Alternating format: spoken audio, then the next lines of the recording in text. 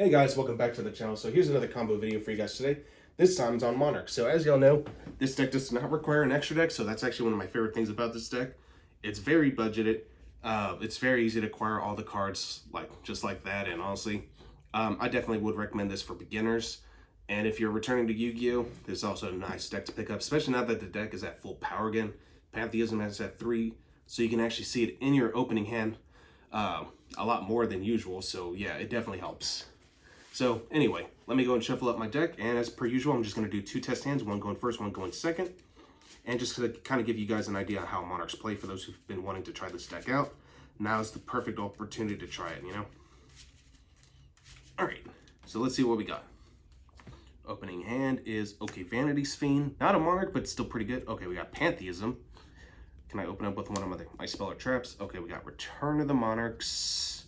We got Mithra. Mithra is actually really good. Let's see what else we can draw to. Okay, 2 Pantheisms. Okay, so going first, the good thing about this is Pantheism can actually send itself to the grave if you want to, but we're not gonna do that. Actually, you know what? Do I want to do it? Yeah, let's do it. We're gonna go ahead and play Pantheism. We're actually gonna go ahead and discard Return of the Monarchs instead of discarding another Pantheism, just so I can have it next turn if I want to. So we draw 2. Ooh, 1 for 1. And the Monarchs Erupt. So this actually does help quite a bit, actually. Because if I play Mithra, the worst thing that could happen is that I can actually give my opponent a token. But at the same time, if I play 1 for 1, there's a chance I could get disrupted. So you know what? I'm going to take my chances. I'd rather just play Mithra, just use its effect as special, and then give my opponent a token. And then, of course, I'm going to tribute that Mithra in order to bring out my Vanity's Fiend. That way my opponent can't special summon monsters whatsoever. And this, of course, affects me too, but I'm not too worried about that. Next, I probably set the Monarchs Erupt. Oops. that was an accident. Let me get that real quick. So anyway, set the Monarchs Erupt and kind of just go from there. Actually, better yet, another thing I could do right now is banish the Pantheism, reveal 3 Monarch Speller Traps, in which case it's just going to be the domains. Just so that way my opponent's kind of forced to pick one. So yeah, I get a domain in hand, activate that, the rest go back to my deck. And just so I can lock out my opponent from the extra deck too. So in case if he has an impermanence, which is going to be tough now because I do have that token out on board. So at the same time, the token can also benefit you, because the fact is, if this is in your opponent's other field, that means impermanence can't even be activated in the hand. And Effect Veiler can only be activated during my main phase, not his own main phase. So yeah, you know what? I'm glad I thought of that. So anyway, that should be good for your turn.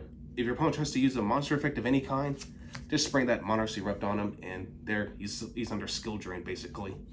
And Vanity's Fiend with his stats is a little hard to beat over with a normal summoned monster. So yeah, it could be tricky to get around that. Next turn I would draw. What do I get? Okay, so this time I get a Dia, which honestly I'd be kind of a moot point to even play this now because I can't really use it. But I can normal summon because the token doesn't really have any attack stats. So just normal summon that. Don't bother with the effect, because again, Vanity's Fiend. And then just attack over the token. It's got 0 attack, I believe. Let me see. Oh no, it actually has 1000 defense. Disregard that. You wouldn't attack with the Dia. You just attack over with the Vanity's Fiend and attack with Ether if you wanted to. But for now, yeah, that's kind of the moot point right there. So honestly, as long as you can lock out your opponent, this deck can really do quite a bit. So that's it for going first. Now let's see what we can do going second. I'm not gonna side in or anything, I never really do that, so it's just to kind of keep things fair.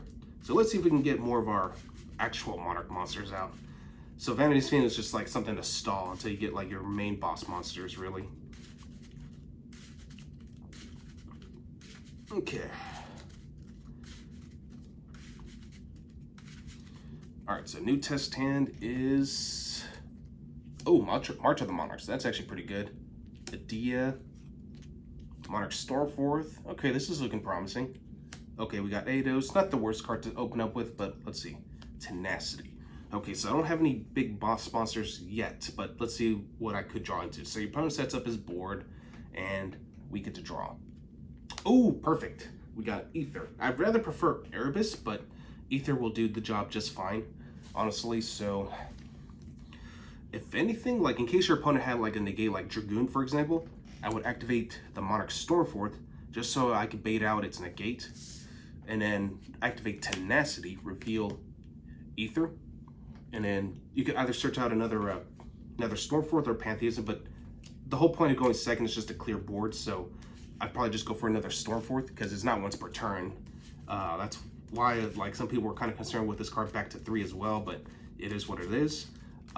Next, activate the Stormforth, so that way you're pretty much guaranteed to tribute off one of your opponent's monsters. I probably, you can either normal summon the Adia or the Eidos.